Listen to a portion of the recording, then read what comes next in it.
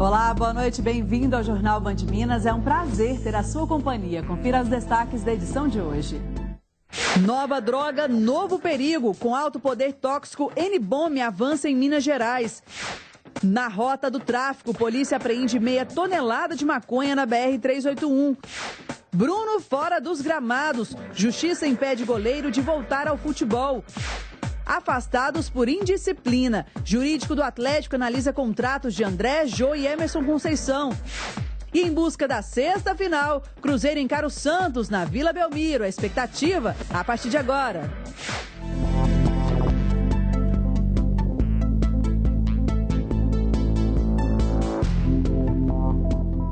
Nós começamos com um alerta para a nova droga que avança em Minas Gerais. O N-Bomb traz consequências terríveis e duradouras. Olhando assim, ela parece inofensiva, mas é uma das drogas mais perigosas que circulam hoje no país. O N-Bomb tem um aspecto semelhante ao LSD. Os dois são fabricados em selos de papel e dissolvem na boca. Visualmente não há como diferenciá-las, mas as estruturas químicas são bem distintas. O N-Bomb, que também é produzido em laboratório, é ainda mais potente. O usuário ele compra o selo achando que é o LSD, mas na verdade ele adquire uma droga contendo uma outra substância com um poder tóxico até maior. A droga é relativamente nova no Brasil. Em Minas Gerais, por exemplo, as primeiras apreensões aconteceram no ano passado, mas ela ganhou espaço muito rapidamente e hoje cerca de 70% dos selos apreendidos no estado são N-Bomb. O avanço do N-Bomb preocupa principalmente porque pequenas quantidades podem causar efeitos muito intensos e isso aumenta o risco de complicações futuras, como, por exemplo, o flashback. É quando, anos após o uso, a pessoa apresenta alucinações e delírios como se tivesse acabado de experimentar a droga. Este psiquiatra explica que, além das intoxicações graves, o usuário pode desenvolver problemas que duram a vida toda. Da pessoa passar a ter esses delírios e alucinações que a droga causa sem a droga. Tá? E isso evoluir para uma esquizofrenia, que é uma doença incurável e que, além dos delírios e alucinações, evolui de uma maneira negativa com a perda das funções cognitivas e isso ter uma consequência para o resto da vida. No mês passado, o estudante Vitor Hugo Santos, de 20 anos, foi encontrado morto na raia olímpica da USP em São Paulo, depois de ficar 3 dias desaparecido. Ele teria consumido o N-Bomb durante uma festa na universidade e sumiu depois de sair sozinho para buscar cerveja. Ainda não se sabe como o universitário chegou até a água. Procura a onda de outra maneira, né? Porque essa onda ela é perigosa e pode comprometer a tua vida. Então, quanto menos droga na vida, melhor para você. E Minas está mesmo na rota do tráfico de drogas. Meia tonelada de maconha foi apreendida hoje com um casal na região central do estado.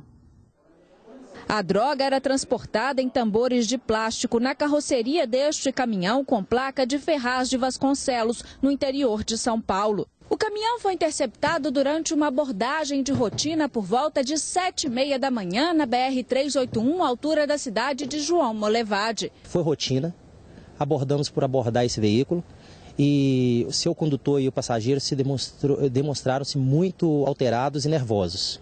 A apreensão de meia tonelada de maconha sendo transportada por um casal surpreendeu os policiais. Nós não esperávamos esse caso. Como é a rotina, a gente esperava uma fiscalização normal. Francisco de Assis Araújo, de 60 anos, proprietário do caminhão, contou à polícia que levaria a droga de São Paulo a Pernambuco e receberia cerca de R$10 mil.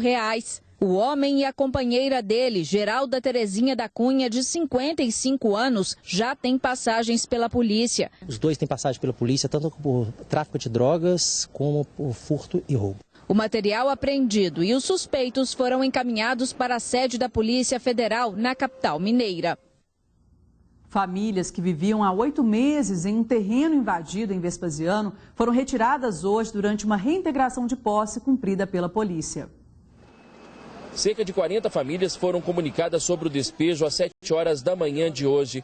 O terreno pertenceria à empresa Lotearte, mas segundo essa moradora, a área não possui documentos que comprovam o proprietário do local. Nunca apresentou documento nenhum, a gente sempre procurou saber, a gente nunca foi bater o martelo com a juíza, a gente nunca viu numa audiência, a gente nunca foi. Há 8 meses, as famílias viviam no terreno que fica no bairro Santa Maria, em Vespasiano. 180 homens da Polícia Militar e do Corpo de Bombeiros acompanharam a desocupação. Não houve resistência, a situação está bastante tranquila. Os oficiais de justiça estão fazendo o trabalho de negociação e as pessoas têm atendido aí as orientações e as recomendações dos oficiais de justiça. Até o fim da manhã, a imprensa não pôde acompanhar de perto o trabalho de retirada das famílias. Depois de uma reunião com o comando da Polícia Militar, somente cinegrafistas e fotógrafos tiveram acesso ao local. Por causa da presença desses profissionais, o clima por lá ficou tenso. Moradores tentaram impedir que este trator derrubasse outros imóveis. Esta senhora não queria sair da casa, onde mora com a irmã, que é cadeirante. Durante toda a tarde, oficiais de justiça e membros do Conselho Tutelar de Vespasiano trabalharam na retirada das famílias. Está sendo feita a negociação entre os oficiais de justiça e os moradores, no sentido de resolver a situação de maneira pacífica. Em Esmeraldas, a Polícia Militar também cumpriu hoje a reintegração de posse de um terreno determinada pela Justiça. Parte do terreno invadido pertence à Fazenda Chigongo, na área rural de Esmeraldas. O grupo de pessoas é liderado por integrantes do MST, Movimento do Sem Terra. A reintegração de posse em desfavor dos moradores da ocupação foi expedida pela Vara Agrária de Minas Gerais. A propriedade foi reclamada pela Fundação São José, que tem domínio do imóvel e há mais de 70 anos realiza contrato de arrendamento. De acordo com a Polícia Militar, ao menos 25 moradas foram construídas aqui no local e cerca de 50 pessoas já estariam instaladas aqui há cerca de 2 anos. Cerca de 150 militares participaram da operação, que ocorreu de forma pacífica. Ao chegarmos aqui pela manhã, havia uma certa resistência em não sair, né? Faz parte de uma ideologia do movimento. Mas nós iniciamos aí as conversações, mostrando para eles que era uma ordem que estava dentro, né, da legalidade, que tinha que ser cumprida, e eles entenderam e saíram de uma forma pacífica, evitando aí o confronto. Os moradores plantavam no local para o próprio sustento e também vendiam. Segundo eles, a água vinha de uma cisterna próxima dali. Não havia energia elétrica. A comida era feita no fogão a lenha. Em caso de descumprimento da desocupação, a multa diária é de R$5.000 para o MST. De acordo com a polícia, os ocupantes serão levados para um assentamento no município. O que demanda mais tempo agora, na verdade, é a desmontagem, né, desses barracos aqui, e até mesmo as pessoas pegarem os móveis que elas têm, né, e utilizar o meio de transporte para levar para o novo assentamento. A Justiça negou hoje o pedido de trabalho externo do ex-goleiro Bruno Fernandes. Ao vivo, a repórter Camila Leste traz para a gente mais informações sobre esse caso. Boa noite, Camila.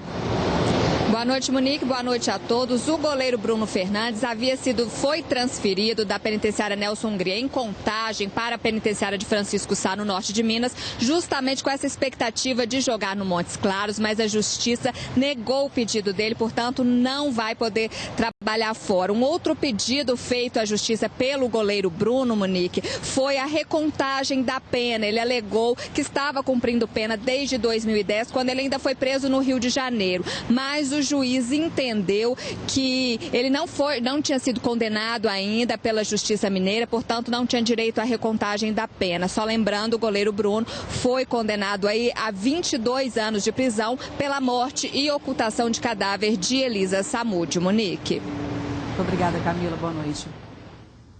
Veja a seguir flagrantes de rachas em BH. E ainda, futebol jurídico analisa a situação de afastados do Atlético. Os detalhes daqui a pouquinho, agora são 6h59. Eu volto já já. Jornal Band Minas.